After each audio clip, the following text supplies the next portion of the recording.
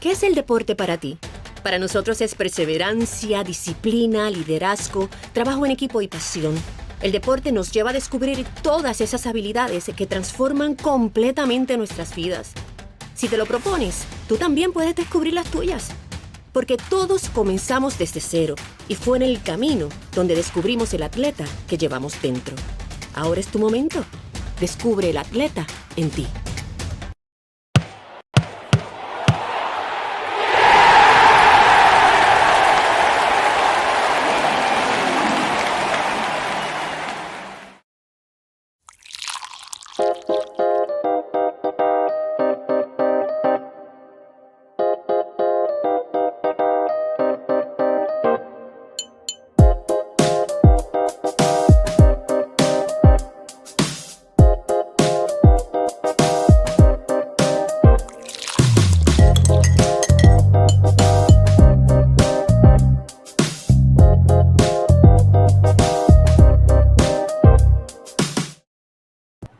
Yo creo que ahora sí.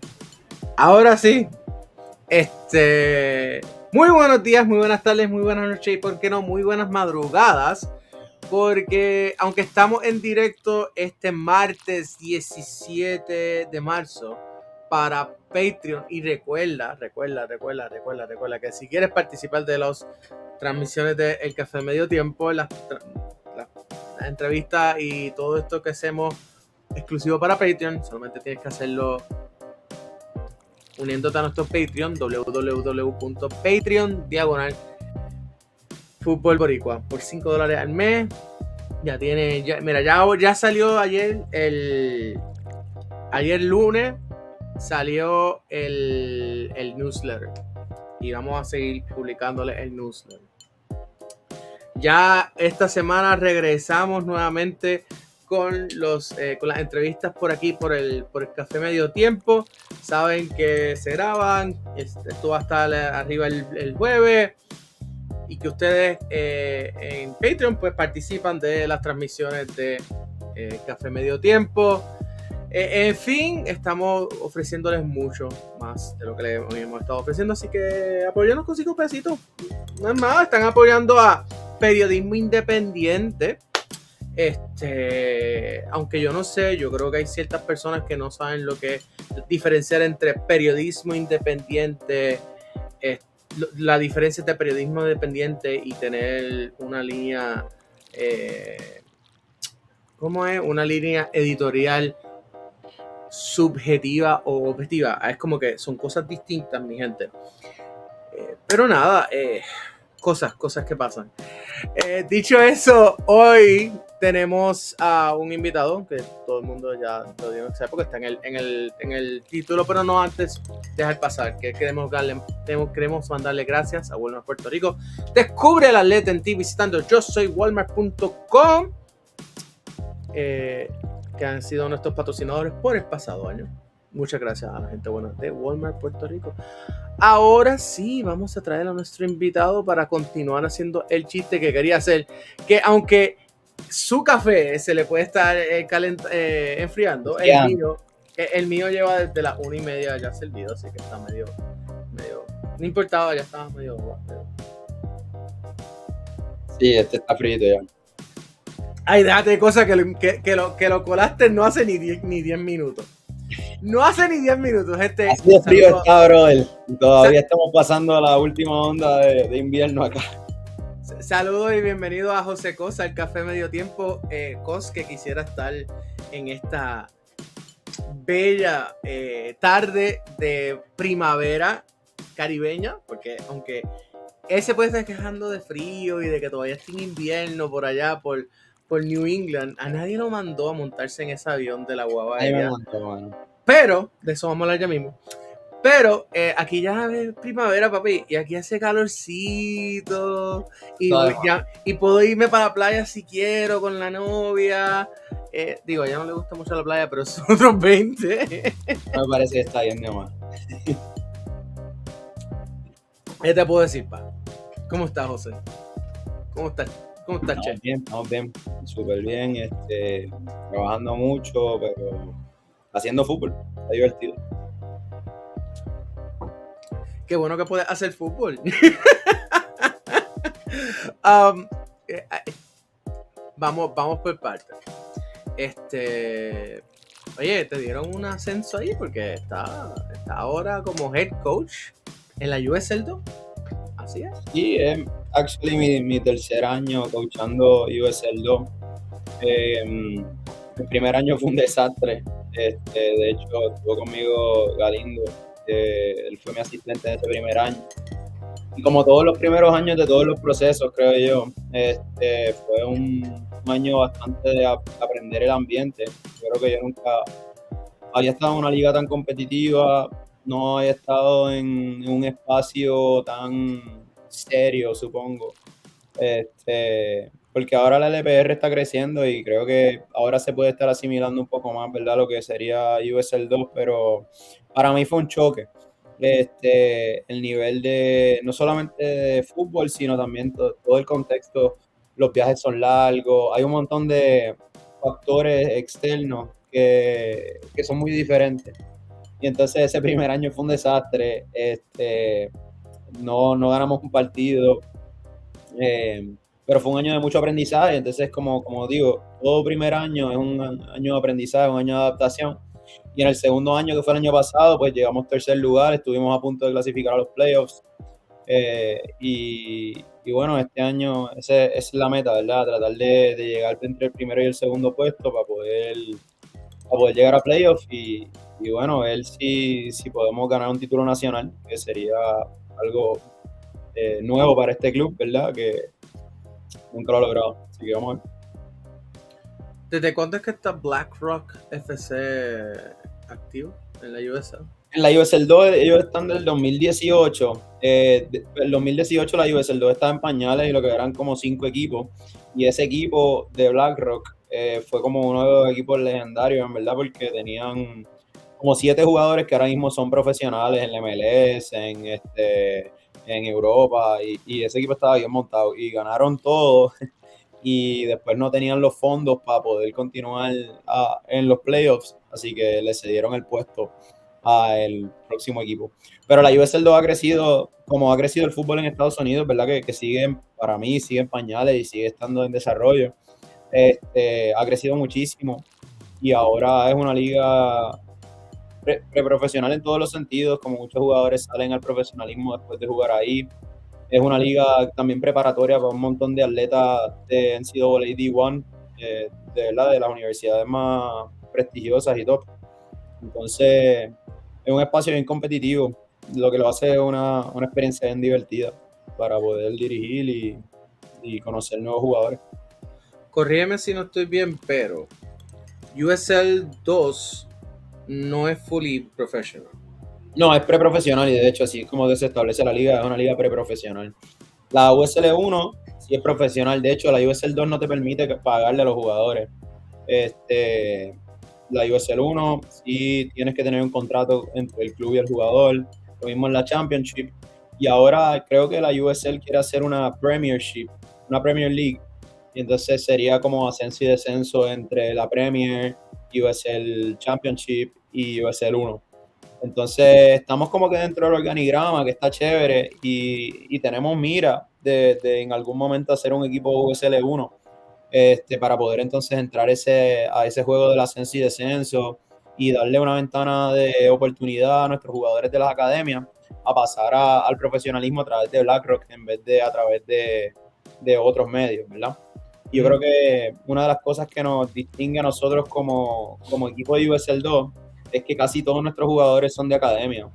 Yo te diría como el 70% de los jugadores que reclutamos son jugadores que se graduaron de nuestras academias, que ahora están jugando, qué sé yo, en Notre Dame, en Syracuse, en diferentes universidades y los reclutamos de vuelta. Y entonces eso hace una experiencia bien chévere porque los jugadores de la academia, que algunos se van también, como tengo jugadores que están en grado 11 y vienen a jugar con nosotros y tienen esa experiencia, ya dentro de 2 años van a ser freshmen en universidad y van a volver a BlackRock, y entonces pues es ese intercambio, ¿verdad? Que nosotros le proveemos un espacio, una ventana para desarrollo y ellos nos los devuelven viniendo a jugar cuando ya están bien desarrollados y cuando están a punto de graduarse y al borde de ser drafteados en la MLS y todo eso. Y tenemos muchos jugadores que han sido drafteados a la MLS y la verdad que ha sido un proceso bien gratificante. Es extraño, pero gratificante.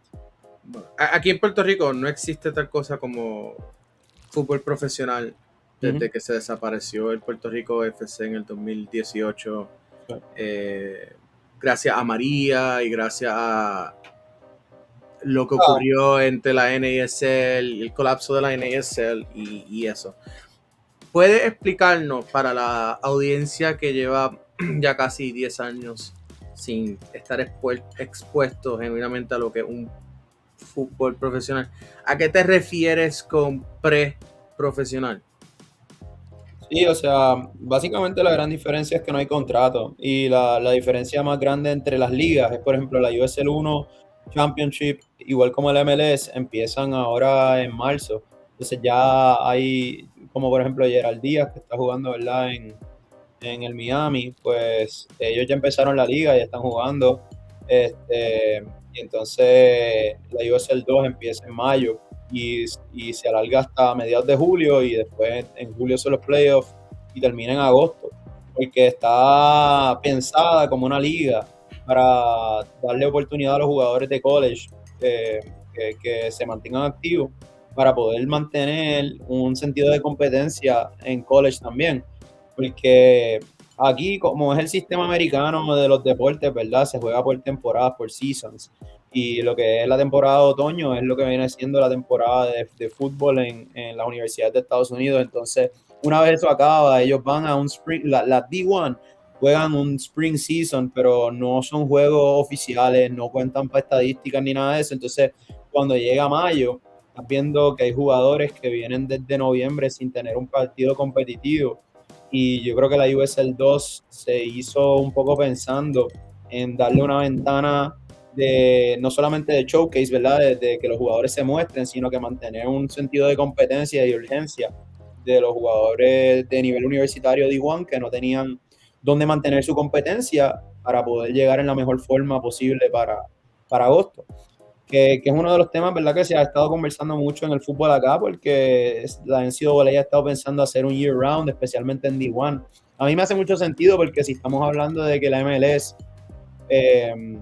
recoge jugadores, draftea jugadores de las universidades, como que no hace mucho sentido de que los jugadores de universidad no estén jugando la misma cantidad de tiempo para poder desarrollarse, para poder ir a la MLS, ni por las mismas reglas y por eso en NCAA, como que el fútbol en NCAA es un poco extraño, pero las reglas han ido cambiando, asimilándose un poco más a las reglas FIFA. Cosa que a mí me parece que solamente puede beneficiar al fútbol en Estados Unidos, pues dice el fútbol en Estados Unidos, o sea, de lo micro a lo macro, tú quieres mejorar las selecciones nacionales, tienes que empezar por de dónde se lucran los equipos profesionales de los jugadores. Y si el método es un draft, pues entonces los jugadores que están siendo drafteados tienen que jugar por las mismas condiciones que los que están jugando en MLS, porque si no, como que hay un cambio bien distinto entre lo que es una universidad y lo que es un equipo de MLS, que es un equipo profesional como es en todo el mundo, ¿verdad? Entonces, creo que hay unos cambios importantes en Estados Unidos que van pasando poco a poco y, y yo siento que yo me he beneficiado de esos cambios, ¿verdad? Y yo creo que por eso me atrae mucho quedarme acá, me atrae mucho estar en estos espacios porque hay mucho para crecer todavía y hay muchos espacios baldíos dentro del fútbol en Estados Unidos. Aunque en el caso, por ejemplo, de MLS, ¿no? La MLS está, yo diría que pivoteando y enfocándose más en los contratos. ¿Cómo era que le llamaban esos contratos? Eran los homegrown contracts. Ajá. Versus, digamos que los drafts. ¿Sabes? Dime cuál fue el último jugador drafteado en la NCAA que ha llegado a ser un jugador clave, insignia de un equipo. No me acuerdo, ¿sabes? Han pasado bastante tiempo. Y estoy seguro que sí los hay, o sea, no tengo duda de que sí los hay, pero que hay que hacer un research, y yo creo que... Creo que hay que pasar más de 20 años para atrás a ver cuál fue. No estoy seguro, la verdad, pero sí, lo que sí estoy seguro es que definitivamente creo que la MLS se está dando cuenta y la Federación de Estados Unidos se está dando cuenta de que este sistema no está funcionando para poder, ¿verdad?, trabajar a los jugadores que tiene desde las universidades hasta lo más alto. Y si ese es el sistema americano de los deportes en general, de lo mismo con el fútbol americano, con el baloncesto, con todos estos deportes, pues entonces hay que repensar un poco cómo podemos ayudar a los jugadores que están pasando por estas universidades a realmente llegar a ser profesionales. Porque es lo que tú dices, si no, los jugadores piensan que por estar en las academias de MLS es la mejor vía para llegar al fútbol profesional. Ahora, bien te digo yo una cosa, lo que hacen muchos jugadores drafteados, que es otro fenómeno, es que el draft, y esto yo me enteré este año, la verdad, porque yo sigo aprendiendo cosas acá, pero el estoy aprendiendo de ti, así que vamos. Pues el draft lo que hace es condicionar al jugador de universidad a que ningún otro club de MLS lo pueda fichar. No, el draft no es un fichaje en sí, es como una cláusula donde el club tiene prioridad sobre otros clubes en MLS sobre X jugador. Entonces lo que están haciendo muchos jugadores que son drafteados, por ejemplo, dicen, me drafteó el Houston Dynamo, brutal. Con ese papel de draft, ellos van a otros jugadores, a otros equipos profesionales, tanto en Estados Unidos como USL Championship, USL One o en otros lugares del mundo.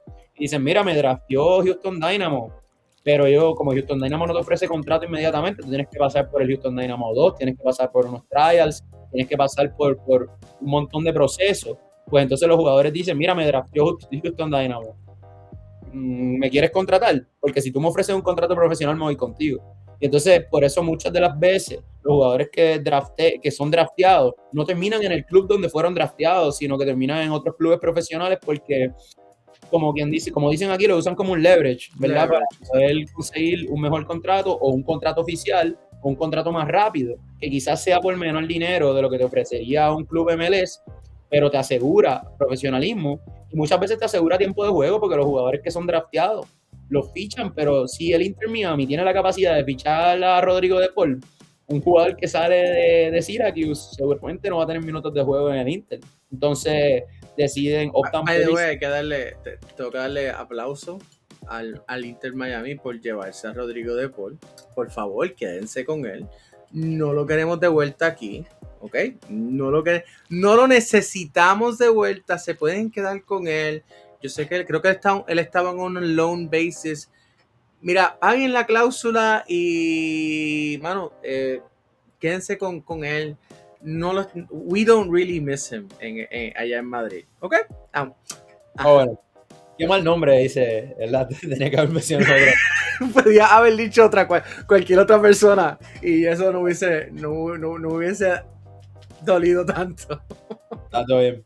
Pero bueno, ¿entiendes lo que te digo, verdad? Como Sí, que claro. es ese modo, entonces, ¿quién los culpa? Entonces, siento que sí, hay un montón de vías hacia el profesionalismo y esto es otra de las cosas que yo he aprendido acá, es como que uno piensa que y yo sé, desde Puerto Rico, por ejemplo, la óptica, es bien difícil de explicar esto, porque muchas personas lo que piensan es, bueno, si me voy a España a un club, bueno, si me voy a Argentina a un club, bueno, si me voy a Estados Unidos a un club de academia, de un proceso, ¿verdad? Donde ya hay un club oficial, pues entonces voy a tener mejores chances de ser profesional que si me voy a otro estilo de entrenamiento, ¿verdad? Entonces, yo lo que he encontrado acá es que hay un montón de vías hacia el profesionalismo y desde BlackRock, los jugadores que han hecho escuela preparatoria, y después se han ido a universidad y de la universidad han dado el salto profesional, todos los años hay jugadores nuestros que fichan profesional, que para mí es como que me asombra muchísimo, pero también me llena de orgullo porque entonces me hace sentir que estoy en un programa que puede competir con los Inter Miami de la vida, que puede competir con, por ejemplo, el Levante, que sé que tiene como un vínculo en Puerto Rico y no sé qué. Pues nuestra academia siento que tienen el potencial para competir con eso porque sí generamos jugadores profesionales a nivel anual. No es que todos los jugadores que pasan por nuestra academia van a ser profesional, pero ningún jugador que pasa por un club tiene una garantía de ser profesional, tú sabes. Hay muchas cosas que influyen y entonces pues eso me ha hecho sentir un poco más cómodo y orgulloso de estar en donde estoy. Uh-huh.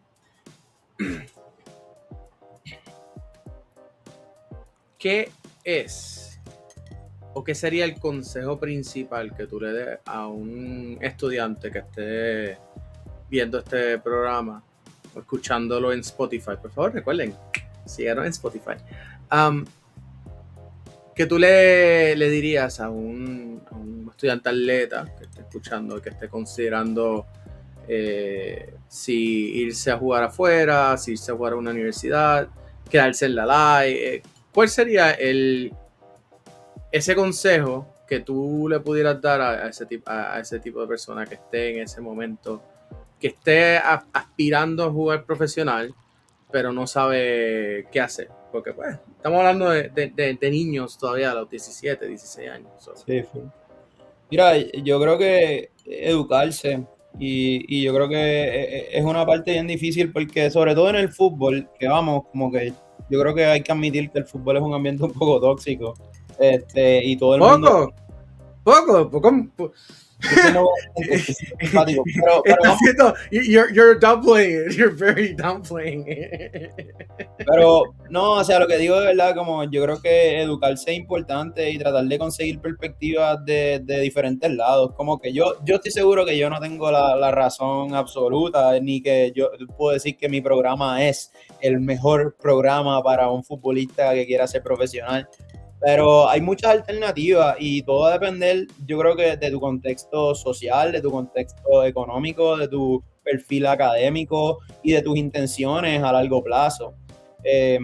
Yo creo que, por ejemplo, mi programa va bien de la mano con los estudios y entonces una de las cosas que nosotros tratamos de fomentar, ¿verdad?, es que los jugadores que vengan para acá tienen que tener un sentido de prioridad por la educación, porque básicamente nosotros y toda la idea de nuestro programa es utilizar el fútbol como un vehículo educativo, ¿verdad? Y entonces tratar de ayudar a los estudiantes a poder conseguir no solamente un grado de escuela secundaria y de escuela superior, sino también conseguir un grado universitario y entonces utilizar el fútbol para poder lograr eso. El profesionalismo, y yo sé, hoy mismo en el entrenamiento que estábamos teniendo con la sub-19, yo se lo estaba diciendo, como nunca olviden, ¿verdad?, que el profesionalismo es una mezcla de muchísimas cosas. Sí, el talento es vital. Obviamente tienes que ser un jugador talentoso, comprometido, tienes que tener técnica, una calidad táctica, whatever. Pero también influye un montón tus contactos y el networking que tú hayas hecho de tu familia o lo que sea. y suerte, porque, mano, hay que tener suerte también. O sea, yo he visto tantos jugadores que yo digo, diablo, ese chamaco tiene la calidad de ser profesional obligado y nunca lo llega a ser.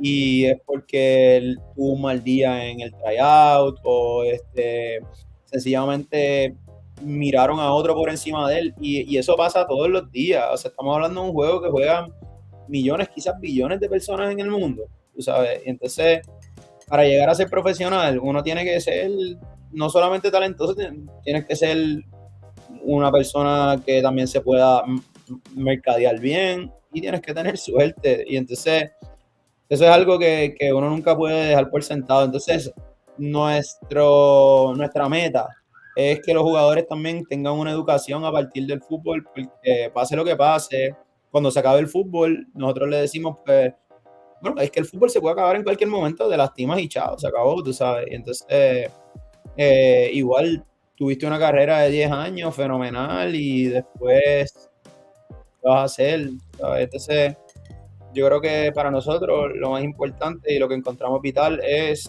usar el fútbol como una herramienta educativa y que nuestros jugadores todos tengan una formación educativa a través del fútbol.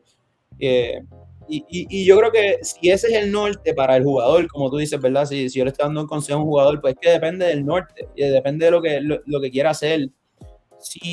Porque hay muchos jugadores, por ejemplo, los jugadores en las favelas de Brasil, mano, no tienen ninguna otra opción que tratar de jugar fútbol profesional, de tratar de llegar ahí. Y pues es una vida bien difícil, ¿verdad? Así que va a depender, yo creo que mucho del contexto social, del contexto económico y del perfil académico del estudiante o del jugador y de qué es lo que quieren hacer en el futuro. Mi consejo para muchos jugadores es ese: evalúa si tú quieres priorizar el tema académico o evalúa si lo único que quieres es como tú quieres double down en el fútbol, tú sabes, y si sale, y si no sale, pues está complicado. Okay. Te quiero echar para atrás un poquito porque estábamos hablando sobre la NCAA y cuán corto es o cuán corto ha sido el... Sorry, me quedé toqueado en la que no era. Estábamos hablando sobre la NCAA y cuán corto es digamos que la temporada. ¿Tú crees que si la NCAA hiciera un campeonato de un año entero, pudiera convertirse en una herramienta de desarrollo mayor para estos estudiantes atletas y que pudieran nuevamente convertirse en un peldaño importante? Porque como estábamos hablando, o sea, hay mucho... digamos que para llegar a la primera división de los Estados Unidos, que es la Major League Soccer, ese camino que era el draft y eso, pues no es... los equipos de la MLS como que ya no... Es como que pues sí, aquí te damos un token. Mírate, eres interesante, vamos. Tenemos derecho para verte. Exclusivo para verte. Tenemos derecho sobre los demás equipos en la MLS para poder decidir lo que queremos hacer contigo, básicamente. Ajá, pero no es necesariamente un contrato profesional. Exacto. So, ¿tú entiendes que ese cambio o ese potencial cambio que estamos aquí tú y yo hablando, si tuviésemos poder decisionar sobre la NCAA, de la cual no tenemos, pudiera mejorar, digamos que esos prospectos? Sí, definitivamente, pero también hay que pensar en los muchos obstáculos que hay en ese camino, porque ponte tú, Vermont es el campeón actual de la NCAA, perdón, es Washington State, si no me equivoco, pero el año pasado ganó Vermont. Y Vermont, por ejemplo, el estadio de Vermont, no hay forma humana de usarlo en la temporada de invierno. Sencillamente no hay manera. No hay plowing, no hay pala que valga. Entonces, una de las situaciones que se está evaluando dentro de toda esta vaina de la NCAA y el year round y todo esto, es qué equipos pudiesen jugar el año completo. Porque te digo yo, te adelanto que los equipos norteños, donde haya mucha nieve, va a estar bien difícil que se puedan usar los estadios. Y la NCAA no va a jugar en un domo. O sea, la NCAA no va a jugar en una burbuja. Entonces, creo que eso es uno de los factores que hay que tomar en consideración. Por eso es que la MLS se juega de marzo a noviembre. Tú sabes, no es por otra razón, es por el clima. Entonces, el clima de seguro es un factor, pero que pudiese ayudar incluso si pudiesen hacer un spring season más oficial y tener como una apertura y clausura, por ejemplo. Ajá. Yo creo que eso ayudaría muchísimo, porque lo que es la falta de competencia, vamos. Los jugadores de MLS, o sea, muchos jugadores de MLS pasaron por universidades, aunque pasen desapercibidos y no son los cracks que todo el mundo ve todos los fines de semana. Pero a lo que voy con esto es que la D1 es bien competitiva. O sea, los equipos que entran a los playoffs de la División 1 de la NCAA es súper competitivo y hay jugadores talentosísimos jugando ahí. Pero si no estás en un ambiente competitivo constantemente, va a ser bien difícil que tú entres a un ambiente competitivo profesional, ¿verdad? Ahora, yo creo que hay dos cosas que no hemos mencionado del fútbol en Estados Unidos que lo diferencian de otros países. Y para mí la número uno y la más influyente son las facilidades. O sea, aquí las facilidades son una barbaridad. O sea, de verdad, yo he tenido la suerte de recorrer el mundo y sobre todo Sudamérica, Europa y Centroamérica, viajando para reclutar y viajando para el fútbol. Y cuando comparo las facilidades de equipos de primera división, de equipos profesionales, versus una D3 en New Hampshire, tú dices, no sean malos. O sea, las facilidades acá son una barbaridad. Yo me recuerdo ir a una D1 pequeña que se llama Providence, en Rhode Island. Uh-huh. La primera vez que yo visité Providence, eso en teoría es una universidad pequeña, pero brother, tienen cámaras de sueño, crioterapia, le pasan plow al campo para poder usarlo la mayor parte del tiempo durante el año, incluso cuando hay nieve. Los camerinos son una barbaridad. Yukon, lo que es la Universidad de Yukon, yo me quedo tonto cuando yo voy allí, yo digo, anda, pal. O sea, bueno, en mi academia, que realmente es una boarding school que no tiene una nómina gigante comparada con otras boarding schools en el noreste. Y nuestras facilidades, cuando yo llegué aquí por primera vez, yo dije, diablo, esto es Disney World para un coach, tú sabes, porque tiene el campo indoors, el campo que tenemos de fútbol 11 es un campo full FIFA, 120x90, AstroTurf, es una barbaridad. Entonces, el tema de las facilidades en Estados Unidos realmente es una locura y es lo que llama a tantos extranjeros a venir a jugar aquí, como tú ves la D1, la NCAA D1, tienen tantos jugadores extranjeros, o sea, tantos jugadores que vienen de todas partes del mundo porque tienen mejores facilidades que yo creo que en la mayor parte del mundo. Entonces eso es un tema súper importante, ¿verdad? Y que definitivamente se asimila más al profesionalismo. Yo tengo jugadores que vienen a la NCAA y me dicen, profe, es que yo estaba jugando profesional en Panamá, pero es que prefiero jugar en la universidad, me cojo un grado académico y las facilidades son 30 veces mejor. Entonces, pues por ahí como que también hace un poco de sentido para otros jugadores venir acá. Porque hablamos todo el tiempo del profesionalismo, pero el fútbol al fin del día es un vehículo, tú sabes, y tú lo usas para lo que tú quieras. Puedes usarlo para tratar de aspirar a ser un profesional del deporte, o puedes utilizarlo para poder tener un grado académico o conexiones, que es la otra variable que yo te iba a decir. Porque cuando tú vienes aquí, los jugadores nuestros terminan conociendo gente de Hong Kong, de Japón, de África, de Europa, de Sudamérica, y cuando vienes a ver tu networking se esparce. Recientemente tuve la suerte de conocer a un amigo ahora que es el director internacional de Cruzeiro y él estudió en una boarding school acá en Estados Unidos, hizo su bachillerato en una universidad acá en Estados Unidos y precisamente por eso lo contratan en Cruzeiro como director de asuntos internacionales. Y entonces hay muchas vías a lo que el fútbol te puede llevar y yo sé que siempre estamos pensando en el profesionalismo, pero el profesionalismo se diversifica, tú sabes, tú puedes ser profesional del deporte en otras áreas, no necesariamente tiene que ser jugándolo, ¿verdad? Nada, son cositas para considerar, supongo. Súper. Mira, antes de cambiar el tema, digamos que a cuestiones locales y de Puerto Rico y de opiniones, etcétera, te quería, mencionaste, ¿no? Que están en ese momento donde el club está tomando la decisión si quiere lanzar un programa profesional para participar de lo que va a ser el ascenso y el descenso próximamente.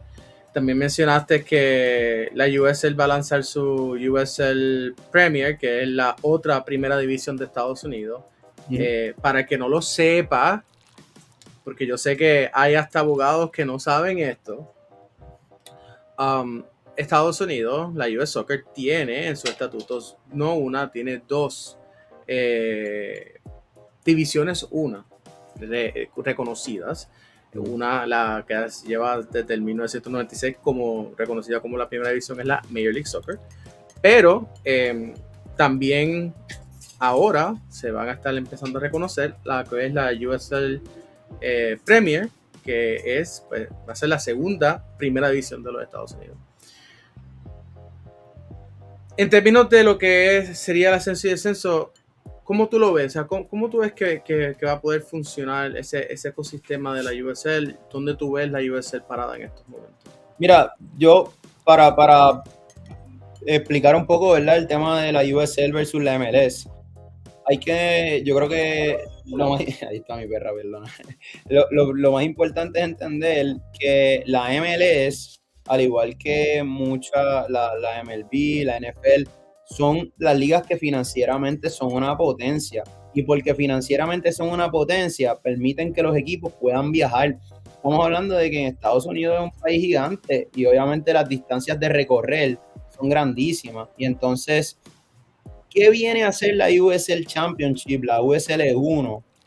La idea, ¿verdad?, de tener la USL Championship y la USL 1 es que haya más acceso al deporte profesional, no solamente al deporte profesional como para jugadores, sino como para fanáticos, que hayan espacios de entretenimiento en zonas donde la MLS no llegaría. Entonces, yo creo que ese es el vacío que trata de llenar la USL Championship. Es mucho más regional en ese sentido. Y entonces la MLS, obviamente, o sea, una franquicia de MLS es una barbaridad el dinero que te cuesta. Yo honestamente no quiero dar un dato falso, pero si lo quieres buscar y lo encuentras, una franquicia de USL Championship versus una franquicia de MLS. No sé, si le quieres preguntar a ChatGPT o algo así. ¿Qué? No, vamos a usar a Grok, para eso pagamos aquí. Pregunta, ¿cuánto cuesta una franquicia de USL Championship versus una franquicia de MLS? Franquicia de USL Championship versus una de MLS. Seguro que la diferencia es millonaria. Bueno, primero que nada, según lo que nos está diciendo aquí la inteligencia artificial, Championship cuesta entre 20 a 25 millones de dólares versus que la MLS ya va por medio billón, entiéndase, medio mil millón, o sea, son 500 millones de dólares para poder entrar. Correcto, entonces estamos hablando de una diferencia millonaria. Entonces, ¿qué es lo que pasa? Que hay regiones, por ejemplo, hay lugares en Estados Unidos que son ciudades de renombre que no tienen un equipo de deporte, punto. No es que no tienen un equipo de fútbol, es que no tienen un equipo de béisbol, de básquet, de nada. Entonces, la USL Championship y la USL 1 vienen a, por ahí, llenar esos vacíos, no solamente pensando en los jugadores profesionales, sino pensando un poco también en la fanaticada local y en cómo poder proveer a X ciudad un espacio de identidad, porque tú sabes que el deporte se relaciona automáticamente con la identidad de la ciudad. Yo pertenezco a X ciudad y yo soy fanático de X club porque ese es el que representa a mi ciudad, ¿verdad? Ujú. Eso en la MLS es bien difícil cuando vives a 3 horas de distancia. Entonces, yo creo que por eso no hay, y otra vez, yo no soy el más informado en este tema, pero lo que yo vivo en el día a día, lo que me parece es que no hay una rivalidad intensa entre el MLS y la USL Championship porque las dos van a llenar espacios diferentes. La MLS obviamente es la liga de más plata, es la liga de jugadores más reconocidos y obviamente pues tiene más renombre. Pero la USL Championship sigue siendo una liga profesional, los jugadores reciben contratos profesionales, aunque vi que por ahí habían unas quejas de la junta de los jugadores Sí, ante la USL Players Association. Eso es porque a diferencia, por ejemplo, de la MLS, donde tú tienes un single entity, donde la liga responde por todos los salarios de todos los jugadores. La USL no tiene, o sea, la USL pues como cualquier otra liga en el mundo donde el club pues paga un entry fee, paga un tournament fee y pues siempre en tanto tú consigas tus jugadores y esto, pues tú juegas. Eh, te iba a preguntar, porque vamos a hacer cuándo arranca la USL Premier.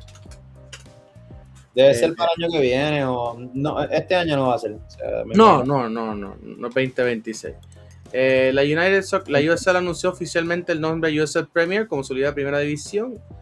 La temporada inaugural es en el 2028. Ahí está. Ahí está. Para el 2028 va a haber una segunda primera división de los Estados Unidos. Y tercera. O sea, perdón, una segunda primera división y tiene primera, segunda y tercera la USL. Correcto, va a ser como ascenso y descenso y toda esa vaina. Yo lo que sí quiero, lo que sí me gustaría como persona historiador que soy y como periodista que soy, que llevo cubriendo esto más de 17 años, tanto aquí como allá, me va a estar interesante ver cómo es que va a...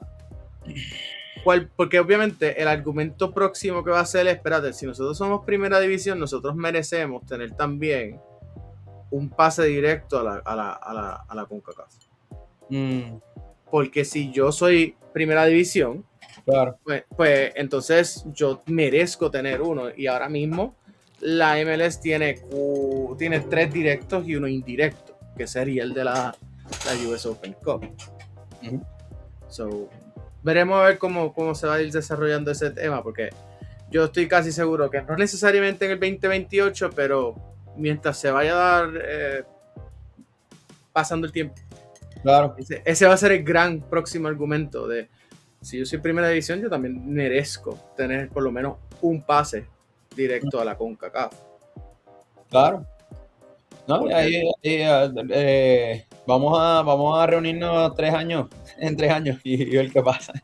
Incluso el argumento está porque si te dejas llevar simplemente por el reglamento de FIFA, la FIFA le exige a los distintos países que haya de ascenso y descenso.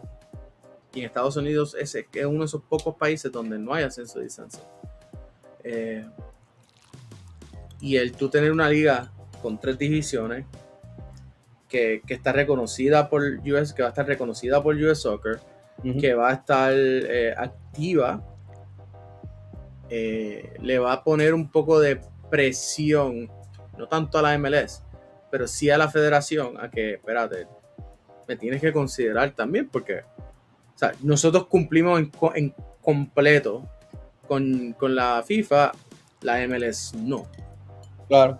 So, va a estar interesante ver cómo se va a ir desarrollando el argumento, ¿no? En términos legales y en términos de lo que se va a ver, cómo se va a ver ese ecosistema del mercado de fútbol de aquí a 5 o 6 años. Porque estamos viendo cambios, ¿no? A nivel macro de cómo el fútbol debería estar organizado. Y por lo menos yo creo que el epicentro de eso es Estados Unidos, porque es el mercado más grande a nivel internacional de medios, no necesariamente de fútbol, pero de medios. Y a la que ve el fútbol va creciendo, que si no me equivoco, antes del Clásico Mundial salió una estadística que el fútbol había desplazado al béisbol. Yo creo que viene por ahí, o sea, mira, o sea, te vuelvo a mencionar, una de las cosas que a mí me ha asombrado es los subdesarrollados que está el deporte acá en Estados Unidos. O sea, uno pensaría que esto está al otro lado. Y la verdad que no, aquí el fútbol parece que está en pañales. Y honestamente el potencial que tiene es tremendo, porque estamos en un lugar donde se le presta mucha atención a los deportes y los deportes son una parte importante y financieramente se le mete mucho dinero a los deportes. Entonces yo siento que aquí hay tanto por crecer y es como un espacio tan fértil para poder crecer el fútbol. Y entonces, otra vez, eso es como de mis atractivos más grandes para poder estar aquí. Es no solamente pensando en el mundial, sino pensando en cómo yo he visto el fútbol aquí. Fútbol base, estoy hablando de fútbol de clubes, MLS Next y toda la vaina. O sea, no todos los países tienen cosas en común y acá no está exento de que hay una desorganización en el fútbol de desarrollo brutal. Y entonces lo que es ECNL, MLS Next, hay como un montón de asuntos en el fútbol acá que hay que todavía atender. Pero mucho viene porque precisamente es un deporte que apenas está en desarrollo, pero que tiene un fervor ahora mismo que está volado. Entonces estamos hablando de que sí, no me sorprende esa estadística, que el fútbol ahora mismo se está jugando más que el béisbol.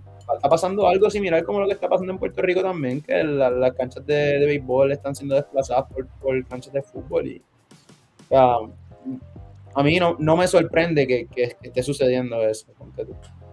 Yo creo que va a la par, ¿no? O sea, si hacemos un análisis de cuándo el fútbol empieza a crecer en Puerto Rico, más o menos para el 1996, no solo por la MLS, es por esa cercanía del Mundial del 94, luego de eso tener a Ricky, créanme o no, pero tener a Ricky Martin en la final de la Copa del Mundo en Francia 98 sí llamó la atención en Puerto Rico. Y en el 2006, que yo creo que fue por lo menos el 2006. Ya después del 2006. No, ya después del 2006 fue que hizo. No, yo te diría que antes. Yo te diría que el 2002, con la Copa Corea-Japón. No. Porque esa es la primera vez que se transmite el torneo completo en Puerto Rico. ¿Y fue por Telemundo o algo así? No me recuerdo. No me acuerdo. Pero yo me acuerdo verlo. Yo me acuerdo de quedarme despierto por las madrugadas para ver todos los juegos. Me acuerdo ver aquel juego de los Estados Unidos cuando pasaron para cuartos de final. Creo que era que le habían ganado a Portugal, algo así. Tengo que ver, don't take my word for it, porque mi memoria del 2002 de ese mundial pues no es la mejor.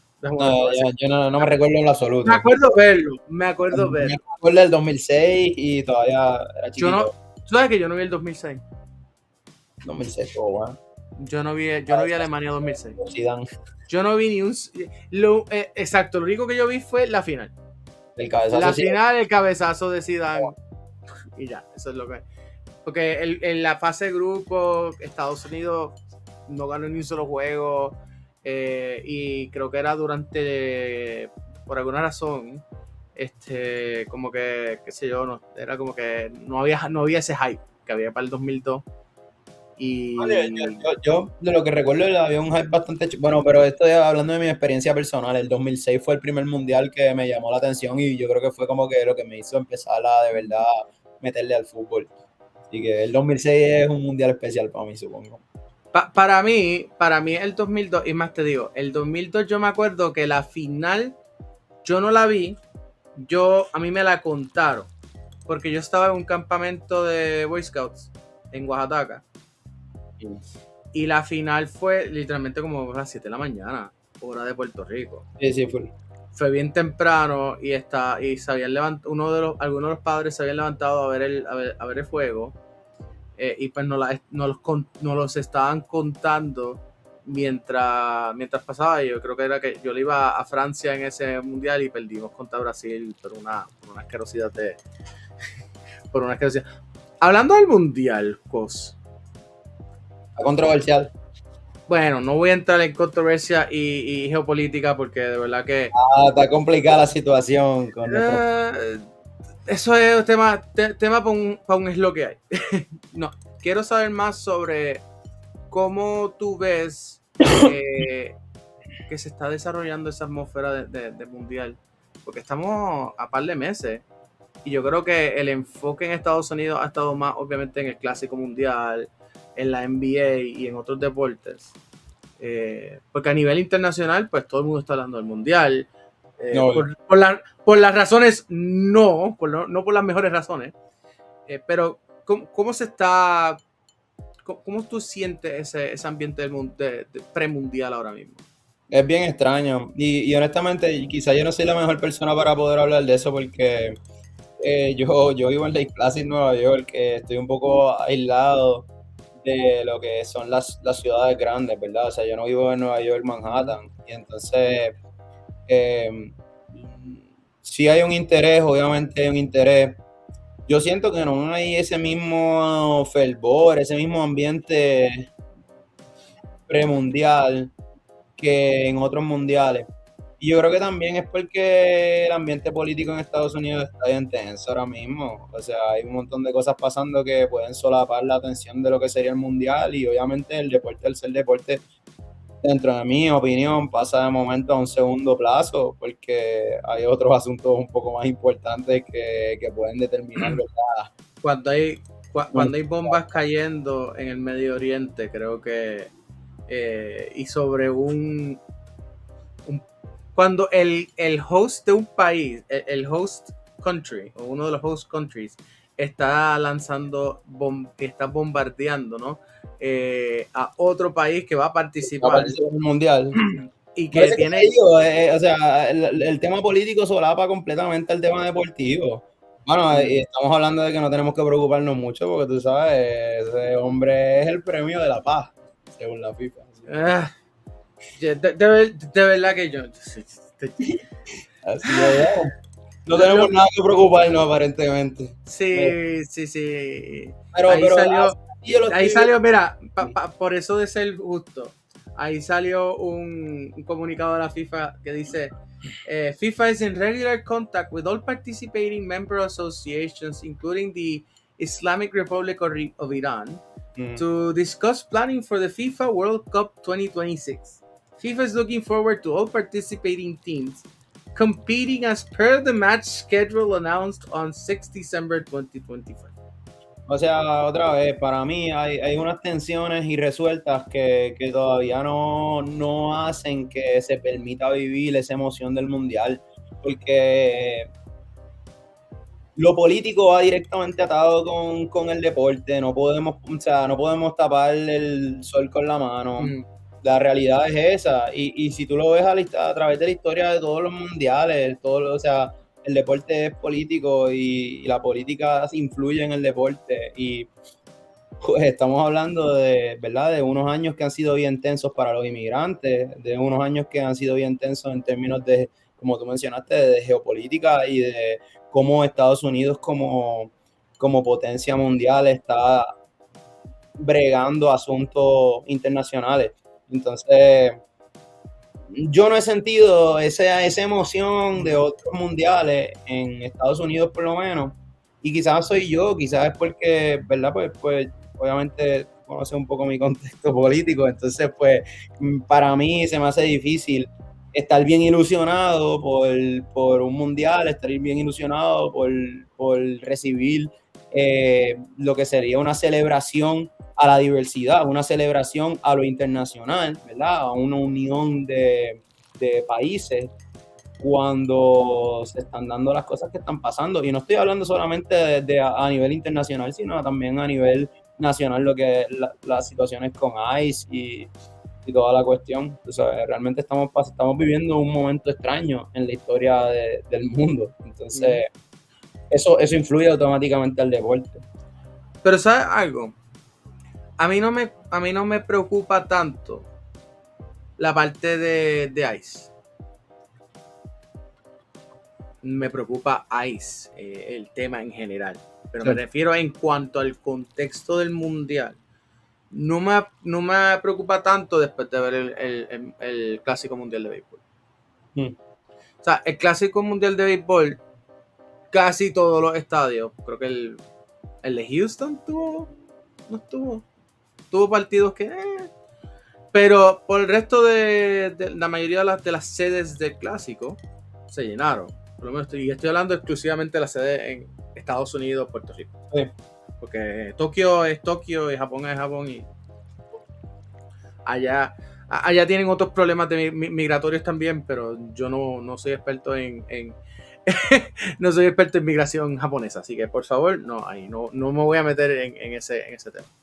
Pero en términos de, por lo menos de los Estados Unidos, pues como ciudadano, como persona que sigue estos temas, porque me afectan a mí, a mis seres queridos y a mis amistades, pues yo veo el Clásico Mundial y lo he estado viendo lleno y no ha habido ningún tipo de controversia, no han habido esos miedos que uno pensaría, pues contra me van a estar usando los estadios para estar jalándose inmigrantes y todo esto. No sé, me parece que si se tenía ese temor, por eso yo creo que el Clásico Mundial ha sido un ejemplo de que a pesar de todo esto que está pasando, genuinamente el deporte no se va a ver afectado por decisiones o digamos que por... Y ya que este es mi programa, pendejase del loco naranja que está en Washington DC. No, yo creo que tienes razón, o sea, yo no creo que va a ser súper influyente y creo que el mundial debe correr tranquilo. Yo solamente te estoy tratando de contestar tu pregunta de cómo se está viviendo el ambiente claro. en Estados Unidos. Y mi contestación sigue siendo esa, tú sabes, yo no lo he sentido, no he sentido la emoción que sentí a otros mundiales. Yo creo que el mundial donde más emoción yo he vivido, y otra vez estoy hablando desde mi óptica. Claro, y este es el punto, es tu óptica. Brasil, ese ha sido el último mundial que yo digo, guay, sí, y con todas las controversias de los estadios y todo eso, yo siento que como que había mucha emoción por ese mundial, por lo que representaba, ¿verdad? Brasil va a jugar en Brasil, y toda esa vaina. ¿Sabes qué? Yo creo lo mismo, porque Rusia y Qatar, pues, se celebraron, la gente que fue se lo disfrutó, pero no tenían, era como que ese aura de ese aura que tenían los pasados mundiales, como que cuando llega a Rusia es como que está el contexto de la guerra en Ucrania, está el contexto de que Rusia se robó, ¿no?, el mundial, entre comillas, porque pagaron y le pagaron soborno a Raimundo y Tuttemundi, y lo mismo con Qatar, y a Qatar tú le añades, ¿no?, todos los abusos de derechos humanos que ocurrieron con la construcción de los estadios, y todo ese entorno. La verdad que es que cuando uno se mete en entender la política detrás de los mundiales y la política detrás de estos eventos gigantes, cuesta mucho disfrutárselo. O sea, no es nuevo. La verdad, los juegos están brutales y tú sigues los juegos y tú dices, diablo, mano, que cool estuvo Argentina contra Francia. En verdad fue un juegazo, uno de los mejores juegos de fútbol que yo he visto en mucho tiempo. Un 3-3 en tiempo extra. O sea,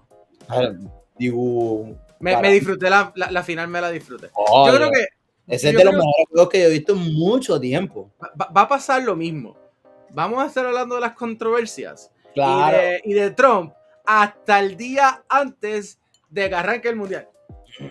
El momento en que México arranque a jugar con Sudáfrica y nos remontemos a Sudáfrica 2010 y ese Claro. Opening Day que está como que la revancha de 16 años más tarde, la revancha. No vamos a estar hablando de las controversias políticas. Porque es que ha pasado. Mira, Sí, 100%. Argentina 76, Argentina 78. El mundial en Argentina en 76-78. Bajo dictadura, una de las peores dictaduras represivas se dio. Y continuará haciendo porque puede ser la FIFA. La FIFA no ha cambiado desde ese momento en adelante. La FIFA nunca ha cambiado. No le podemos pedir peras al olmo. Puede ser Gianni Infantino, puede ser Sepp Blatter o puede ser el próximo que venga, y como quiera. Es un negocio, vamos, como que al fin del día el deporte es un negocio y así. Manitos. Pero honestamente yo te digo, o sea, cada vez que yo converso con gente que está inmersa en el fútbol profesional, cada vez que yo miro mi contexto, que a veces yo digo, yo quisiera ser entrenador profesional, claro que sí, quisiera, ¿verdad? Si algún día fuese posible dirigir la selección de Puerto Rico, si se diese la oportunidad. Pero de eso vamos a hablar ahora.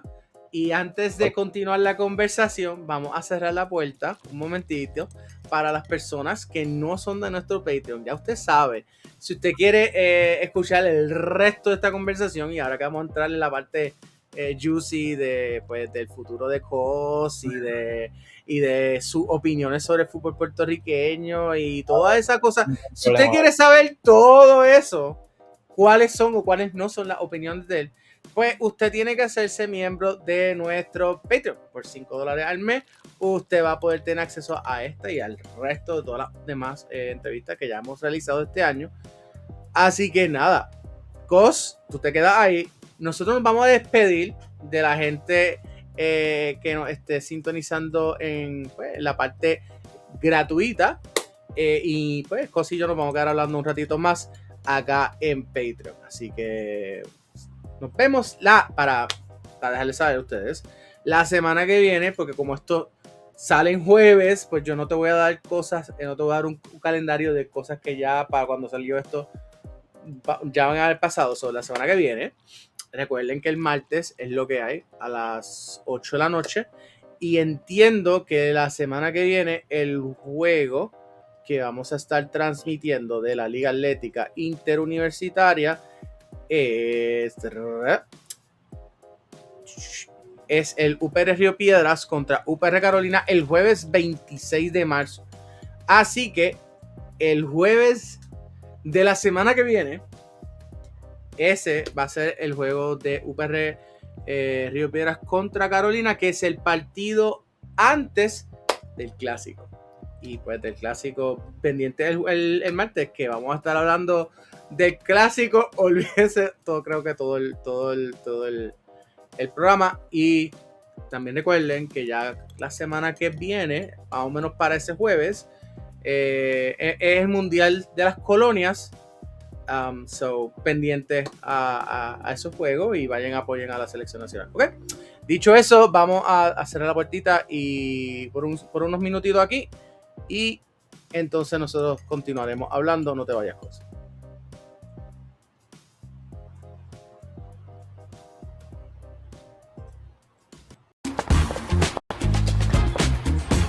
Yo fui a Walmart a comprar habichuelas.